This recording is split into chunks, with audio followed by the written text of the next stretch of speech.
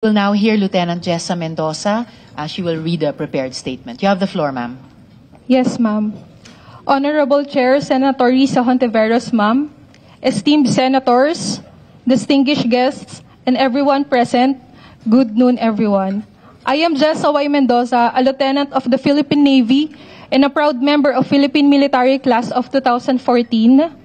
Accompanying me today is my legal counsel, Attorney Michael A. Gaspar.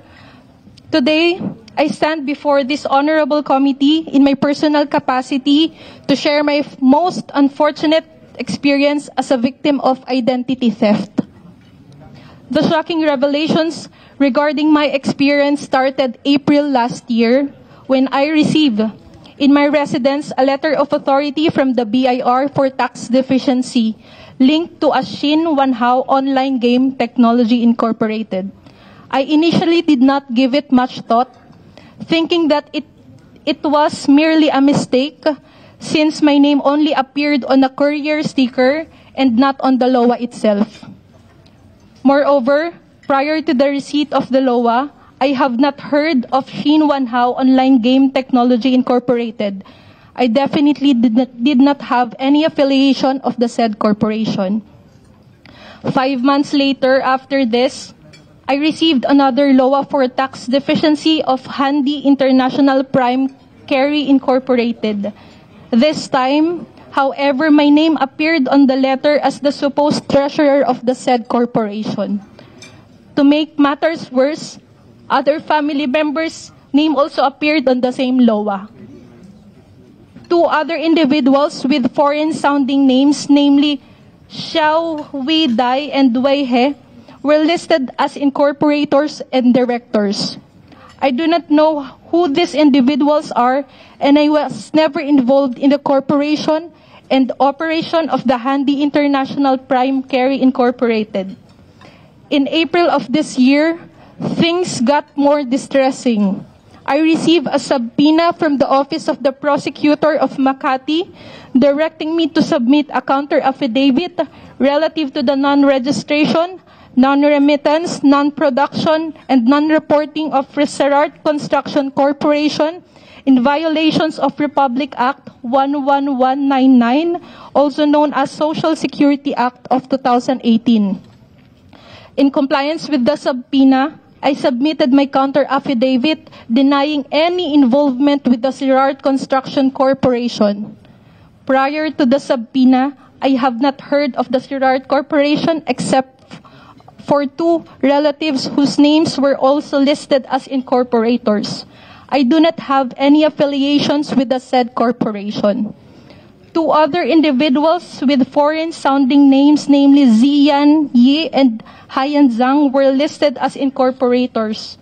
When my lawyer checked the credentials of the notary public who supposedly notarized the articles of incorporation of the Reserart Corporation, he told me that there was no such lawyer and the roll number belonged to another lawyer.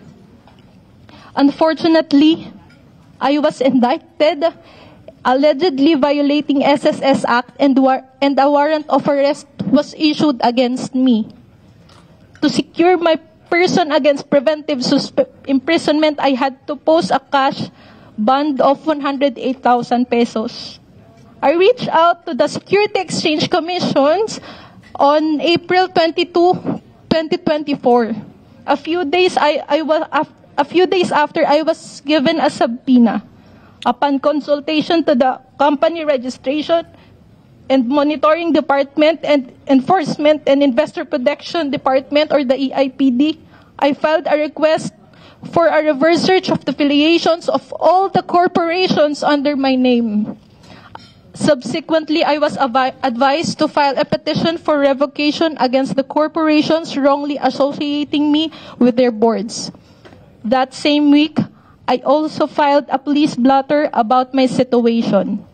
After 2 months of waiting for the result of the reverse search, with the help of my legal counsel, we secured from the Security Exchange and Exchange Commission a preliminary 5-page list of the corporation where my name is listed as director or incorporator. To my surprise and dismay, My name, taxpayer identification number, and signature were used to incorporate no less than 193 corporations. Of the said number, more than half, or around 102, have foreign-sounding names. Prior to the result of the reverse search, I was not aware of the existence of any of these corporations. Just last week, I received a subpoena duces tecum from the Bureau of Internal Revenue concerning Handy International Prime Carry Incorporated, one of the 193 corporations. In light of these distressing revelations, I affirm the truthfulness of my statements and emphasize that I am not affiliated in any of the 193 companies listing me as a director, officer, or incorporator, that I do not know any of the individuals with foreign-sounding names listed as incorporators or directors of the said corporations. I assert that I have no involvement in any business venture and that the only source of fund or income is my job as a devoted member of the Armed Forces of the Philippines, which I have committed 14 years of my life in serving my country with courage, integrity, and loyalty. Pasensya na po, Your Honor. It's all right, Lieutenant. As I take the necessary actions to extricate myself from this situation. Sorry po. Okay lang po, Lieutenant. Sorry po. I confess that I am apprehensive about... Sorry po, hindi ko pa sinasadya, Your Honor. I must confess that I am apprehensive about the number of issues.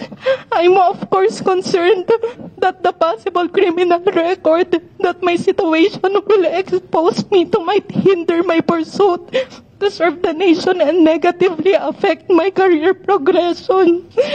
Sorry po talaga. I have just completed my law studies po. Next week po yung graduation ko. I fear that my many years of hard work of studying law and my dreams of becoming a lawyer will never come to fruition. But above all, I am afraid for my family. I am afraid that they too will be affected while I am not afraid of myself.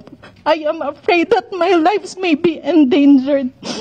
I have already spent a part of my military career patrolling our western seas, specifically the West Philippine Sea, contributing in my own small way to the greater effort to safeguard our territorial integrity against foreign intrusion. It is tragic that after returning to the supposed safety of our shores, I now find my very person invaded by natural and juridical personalities with foreign-sounding names. But the greater tragedy is the real possibility that I will be prosecuted and tried by the instrumentalities of the very own institution that I have sworn to defend and protect at the cost of my own life. May the situation that I myself in today serve as a cautionary tale for all, demonstrating that if it can happen to an ordinary person like me, it could also happen to anybody. I can only hope and in fervent prayer that my testimony today before this honorable committee will help in ensuring the sorry state of affairs that I now find myself in will not happen to anyone else. That would be all. Thank you, ma'am. Sorry po. Wala pong dapat i-sorry. No apologies necessary at all, Lieutenant Jessa. And thank you very much po for coming forward to help the committee in our